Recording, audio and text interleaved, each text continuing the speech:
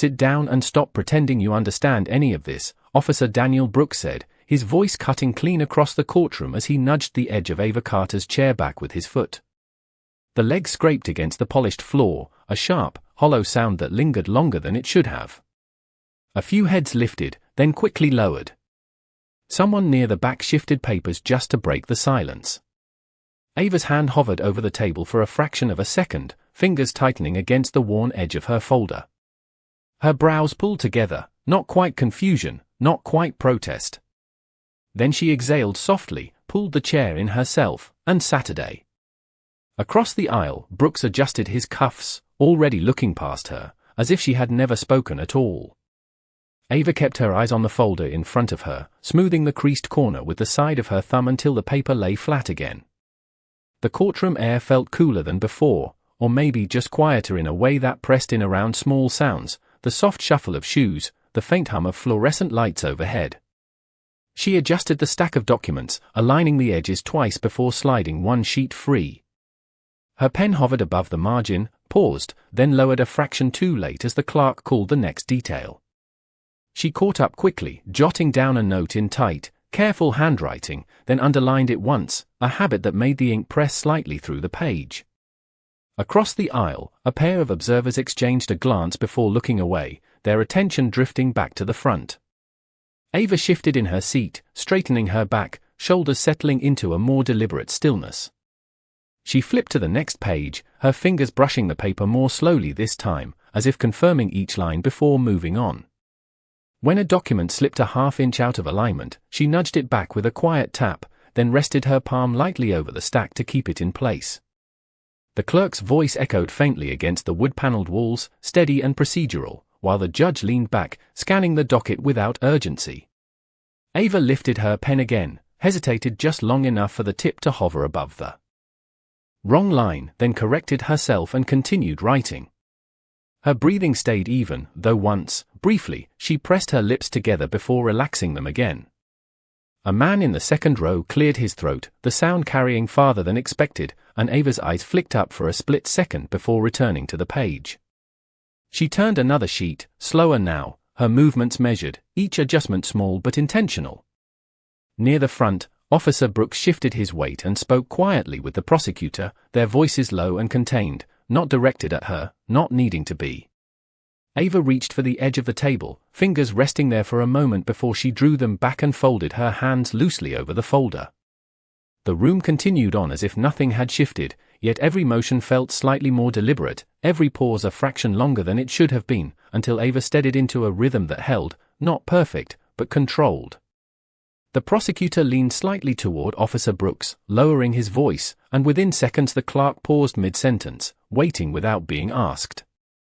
Brooks did not look up when he spoke, just tapped once on the file in front of him, and the clerk adjusted the stack of documents, sliding one forward as if following an unspoken cue. A bailiff stepped closer to the bench, not urgently, just enough to be available. The judge's attention shifted a fraction toward Brooks, pen lifting, then settling again as if the rhythm of the room had briefly recalibrated around him. Ava's pen slowed against the paper, her last word trailing thinner than the rest before she pressed down again to finish the line. She glanced up, not fully, just enough to track the movement near the front, then lowered her gaze quickly, flipping to the next page with more care than necessary. The corner caught against her thumb, and she adjusted it, smoothing it twice before letting go. Brooks leaned back in his chair, one arm resting along the side, posture loose, as though the proceedings were unfolding at a pace he had already decided. A quiet exchange passed between him and the prosecutor, a small nod, and the next document was introduced without hesitation, the sequence continuing as if prearranged. Ava shifted her weight, straightening again, her shoulders tightening briefly before settling. She scanned the new page, eyes moving line by line, but once she reached the middle, her focus slipped for a beat, returning to the top before continuing. In the row behind her, someone adjusted their seat, the fabric brushing softly, then went still. Ava lifted her pen, paused just above the margin, then wrote again, slower now, her handwriting more deliberate, each letter placed with care. At the front, Brooks gave a short, quiet instruction, and the clerk responded immediately, flipping to a marked section without needing clarification. The judge glanced at the page, nodded once, and the room followed that motion, attention shifting in unison. Ava's fingers rested lightly against the edge of the table, then curled inward as she drew her hand back, placing it flat over the folder. She inhaled, almost imperceptibly, then reached for another sheet, aligning it precisely before continuing to read. The flow of the courtroom remained steady, but every adjustment seemed to orbit a single center, and Ava, seated just outside that circle, moved carefully within it, matching the pace without ever setting it. Ava's eyes paused on a single line midway down the page, the tip of her pen hovering just above a timestamp that did not match the sequence she had been tracking. The numbers sat there, quiet and ordinary, but out of place by exactly 2 minutes. Her pen tapped once against the margin, softer than intended, and she stilled it immediately, fingers tightening slightly before easing. She glanced toward the front, just a fraction longer than before, then back to the page. The clerk began to move on, voice steady, already transitioning to the next entry. Ava's hand shifted, sliding the document forward an inch, then stopping. A brief pause. Her shoulders lifted subtly with a breath she did not finish, and then she stood. The movement was not abrupt, but it cut through the rhythm enough that a few heads turned before they could stop themselves. Ava's chair legs brushed the floor with a muted scrape as she steadied it behind. Excuse me, she said, her voice even but landing a half-beat late against the clerk's cadence. The room did not fully stop, but it slowed, like something adjusting mid-step. Officer Brooks turned his head, not quickly, but with a controlled deliberateness, his gaze settling on her with a faint narrowing that carried more irritation than surprise. He did not speak right away. Instead, he shifted his stance, straightening slightly, one hand resting on the edge of the table as if reclaiming space that had not been offered. "We are in the middle of a proceeding," he said, his tone measured, lower than before but tighter, each word placed with intention. Ava's grip on the folder adjusted, her thumb pressing into the paper hard enough to leave a slight bend before she released it. For a moment, her eyes dropped back to the line, confirming it again, then lifted. "The timestamp," she began, but the last word softened at the end, not quite landing with the same firmness as the first. A faint shift moved through the room, a chair creaking somewhere behind her, a pen pausing mid-note. Brooks exhaled through his nose, a small sound that did not need to be loud to carry. "Sit down," he said, not raising his voice, but adding a sharper edge that pressed outward. Ava did not sit immediately. There was a brief stillness, just long enough to register, her posture holding, not rigid, but not yielding either. Then she adjusted her stance, shoulders settling, and repeated, quieter but clearer this time, "The timestamp does not align." The words hung there, not expanded, not defended. Brooks' jaw shifted slightly as he looked at her, then past her, as if deciding where to place the interruption. Around them, the room held its breath in small ways, movements delayed, attention no longer drifting. Ava's hand lowered to the table, resting flat against the wood, steadying, as she remained standing a moment longer before the next response could reshape the space again. The room did not move right away. It held on the edge of Ava's last word, as if waiting for someone else to decide whether it mattered. Officer Brooks did not look at the document. He looked at her. Not long, just long enough to make the silence feel intentional. Then he shifted his attention back to the front, reaching for the file with a slow, deliberate motion that seemed to reset the pace without acknowledging her at all. "Proceed," he said, not to her, but to the clerk, his voice low and controlled. The clerk hesitated, a flicker in her posture, then resumed reading, though the cadence came out slightly tighter than before. Ava remained standing a second longer than necessary, her hand still resting against the table, fingers spread just enough to steady herself. The edge of the wood pressed faintly into her palm. She glanced down again, eyes tracking the same line, confirming it once more, then shifted her weight back, not sitting yet, not fully yielding. Brooks' hand came down lightly on the table, a soft, contained sound, but it redirected attention immediately. "We are not revisiting every line because someone thinks they see a problem," he said, still not raising his voice, but shaping the words so they landed with quiet finality. A few heads in the room nodded almost unconsciously, aligning with the tone rather than the content. Ava's fingers curled slightly, then released. Her shoulders drew back a fraction, then settled again. She lowered herself into the chair, but not fully, hovering for a moment before committing to the seat, as if recalibrating where she fit in the space. The legs touched the floor without sound this time. The clerk continued, flipping to the next section, but the page edges brushed together louder than before. Ava's pen lifted, hovered, then dropped to the paper, but the first stroke came out uneven, the ink slightly heavier at the start. She paused, adjusted her grip, and continued writing, slower, more deliberate, each letter placed with care to regain rhythm. At the front, Brooks leaned in toward the prosecutor, speaking quietly, his body angled just enough to exclude the rest of the room while still controlling it. The prosecutor nodded once, then turned a page without looking at Ava. The judge shifted in his chair, glancing down at the document, then up again, not asking a question, not intervening. Ava's gaze flicked up briefly, catching that movement, then dropped back to the page. Her pen stopped again, just for a fraction of a second, before she underlined a figure twice, the second line slightly offset from the first. She lifted the pen, held it in the air, then set it down carefully beside the folder instead of continuing. Her right hand moved to the edge of the document, sliding it forward just enough to expose the timestamp again. The numbers did not change. Across the aisle, a man in a grey suit shifted in his seat, leaning forward slightly, then settling back, as if deciding not to involve himself. The air felt tighter, the small sounds sharper. Brooks straightened, his posture more upright now, his attention returning fully to the proceedings as if nothing had interrupted them. Next, he said, a single word, but it carried weight, moving the room forward without pause. Ava's hand hovered over the page again. Her index finger traced just beneath the line, not touching the ink, stopping at the exact point where the sequence broke. She drew her hand back slowly, placing it flat on the table. Her other hand reached for the pen again, but instead of writing, she turned it once between her fingers, then set it down parallel to the edge of the folder. The movement was small, controlled, but not part of her earlier rhythm. The clerk continued reading, but the flow had changed, subtle, uneven beneath the surface. Ava's breathing remained steady, though once, her lips parted slightly before pressing together again. She glanced up, not toward Brooks this time, but toward the judge, holding the look for a brief second before lowering it again. No acknowledgement came. Brooks adjusted his cuffs, a small, habitual motion, then rested his hands lightly on the table, fully composed, fully in control. The room followed his pace, not hers. Ava shifted in her seat again, this time settling deeper, her back straight, her hands resting on either side of the folder. The timestamp remained where it was, unchanged, unaddressed.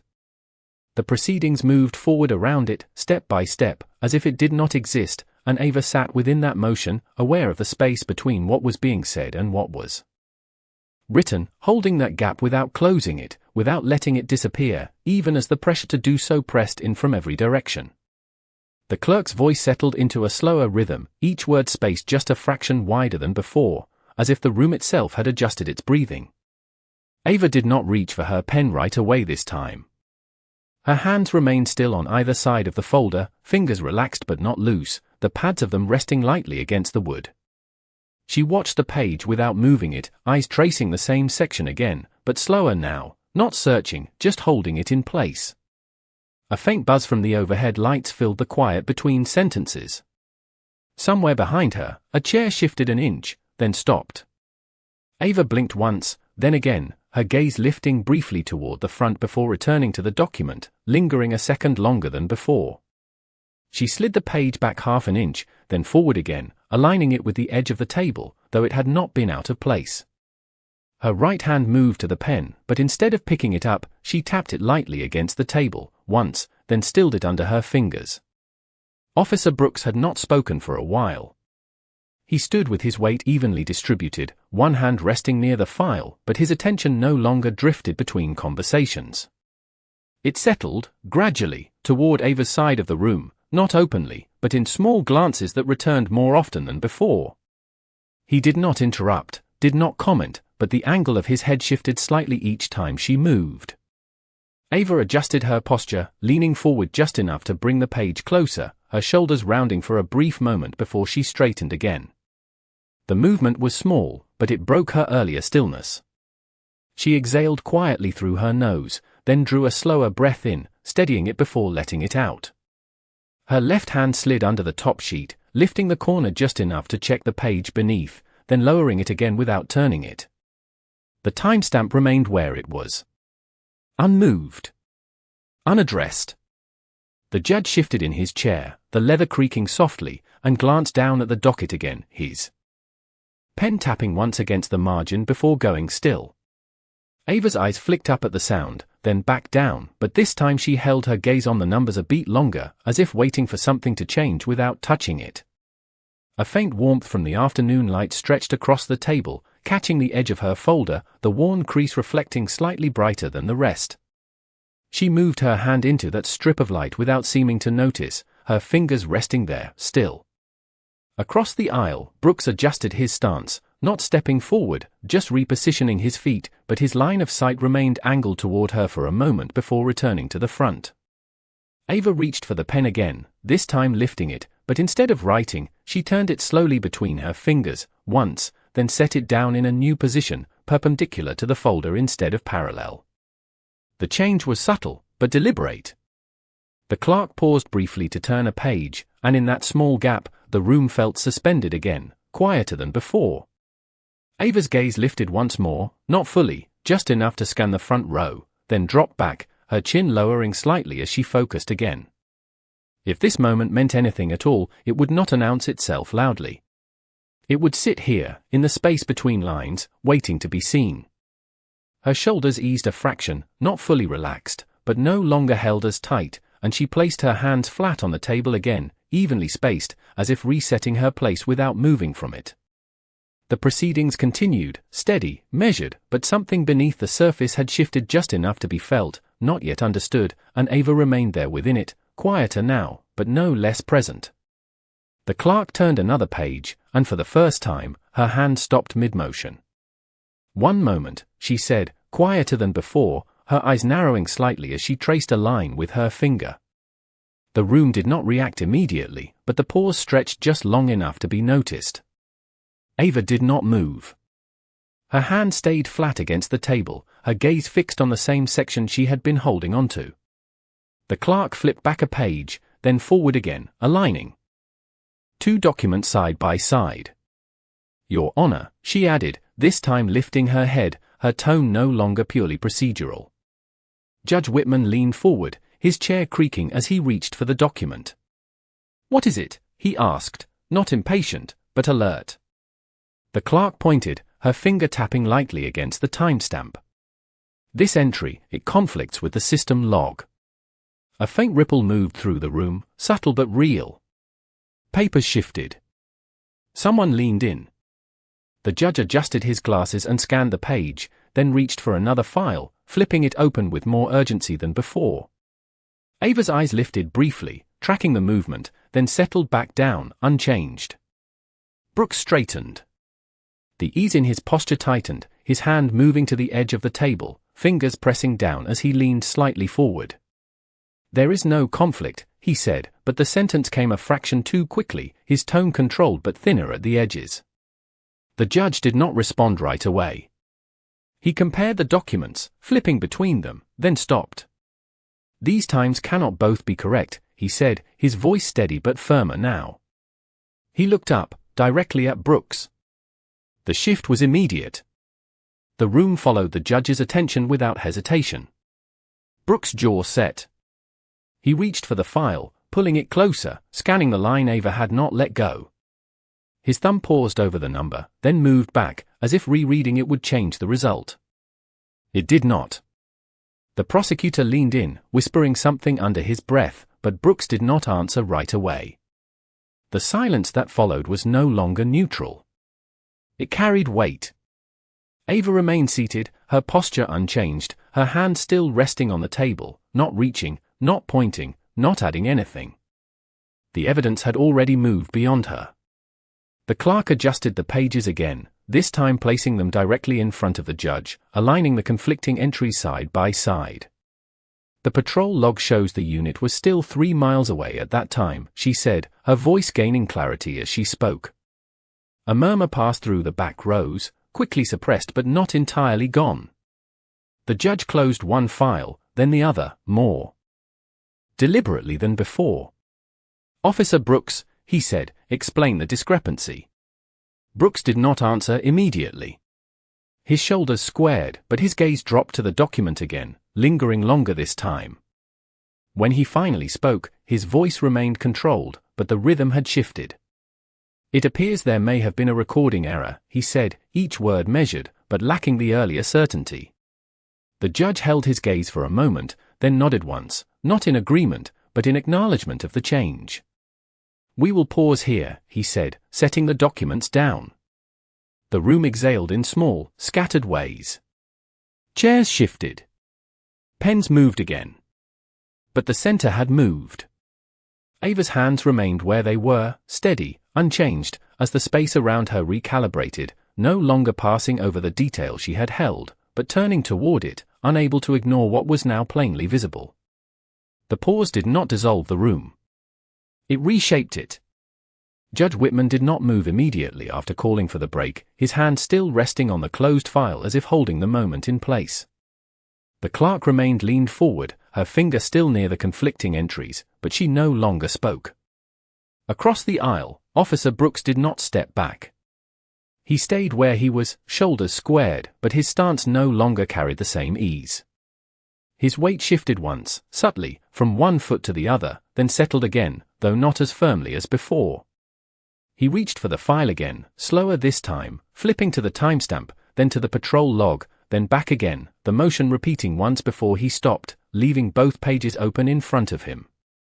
The prosecutor leaned closer, murmuring something under his breath, but Brooks did not respond right away. His hand hovered above the page, then lowered, flattening it as if pressing it into clarity. The judge exhaled quietly and pushed his chair back an inch, creating space between himself and the bench, then leaned forward again, this time with both hands resting on the desk. "Clerk, mark that discrepancy for review," he said, his tone measured but carrying more weight than before. The clerk nodded immediately, reaching for a tab. Marker, her movements quicker now, more precise. The shift in pace was visible. Papers that had once moved in rhythm now moved with purpose. Ava did not reach for her pen. She remained still, her hands resting flat, her posture unchanged, as if the movement around her no longer required her to adjust. Her gaze stayed on the documents, not following Brooks, not seeking the judge, just holding the same line that had brought everything to a stop. Brooks straightened again, but this time the motion came with a slight delay, as if he had considered staying leaned in longer. He cleared his throat, a small sound, then adjusted his cuffs, though they did not need adjusting. "Your Honor, I would like to clarify the sequence," he said, his voice steady, but lacking the earlier edge of dismissal. The judge did not nod immediately. He looked at the documents first, then at Brooks, holding the gaze a fraction longer than before. "You may," he said, but the permission came without the earlier alignment. Brooks glanced down again, scanning the page, then began. The report was filed based on initial. He stopped mid-sentence, his eyes returning to the timestamp, then shifting to the patrol log again. The pause stretched, not long, but noticeable. He resumed, based on the information available at the time, finishing the sentence with a slight adjustment in tone, softer at the end. The prosecutor stepped in slightly, adding a brief explanation, but his words carried less certainty, his phrasing more careful. The judge listened, but did not interrupt. He leaned back again, tapping his pen once against the desk, then setting it down. In the gallery, a few observers leaned forward, their attention no longer drifting. The earlier casual posture had been replaced with quiet focus. Ava's fingers moved slightly against the table, not tapping, just a small shift, then still again. She reached for the edge of the folder, slid it back an inch, then stopped, leaving it partially open. Her pen remained untouched beside it. Brooks turned a page, then another, faster this time, as if searching for a sequence that would hold. He stopped, then flipped back, the motion less controlled than before, though still contained. He glanced toward the prosecutor again, but this time the look lingered a second longer, as if waiting for confirmation that did not come immediately. The prosecutor nodded, but the nod came late, and Brooks had already looked back down. We may need to cross-reference the dispatch logs, Brooks said, his tone measured, but now offering instead of directing. The clerk was already moving, pulling a separate file from the stack, placing it on the desk with a quiet but firm motion. The judge did not instruct her to do so. The action had begun without him. He watched it happen, then nodded once, accepting the shift. The room followed that nod, but the center had changed. Brooks stepped back half a pace, not enough to withdraw, but enough to create distance from the table. His hands moved to his sides, then back to the edge of the desk, then settled again, not quite finding the earlier resting place. Ava remained where she was, her posture steady, her gaze still anchored to the same detail, unchanged by the movement around her. The discrepancy had moved beyond her control, but it had not moved without her. The proceedings resumed, but not as before. Each step now checked itself against what had been uncovered, each motion measured against a detail that refused to disappear, and Brooks, still present, still composed, no longer set the pace, only followed it.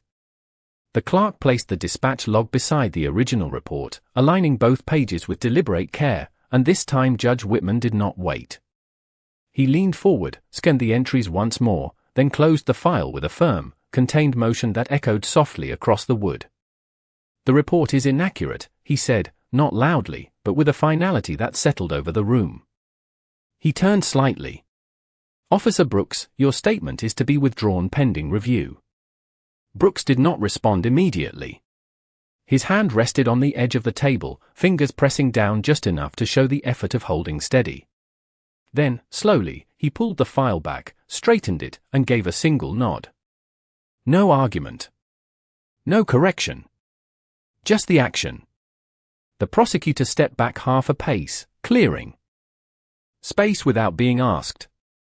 The clerk marked the record, her pen moving with quiet certainty. Across the aisle, Ava remained seated, her posture unchanged, her hands still resting where they had been. She did not look up right away. When she did, it was brief, just enough to register the shift, then her gaze returned to the page, calm, undisturbed. Brooks adjusted his stance once more, but this time he did not reclaim the center. He stepped aside, leaving a clear line of sight between the bench and the table. The room continued, but differently now, voices lower, movements more measured. As the next case was called, Ava reached for her pen again and wrote a single line, steady and even, before closing the folder with a soft, precise tap. If this moment stayed with you, share your thoughts, subscribe, and turn on notifications, and thank you for being here.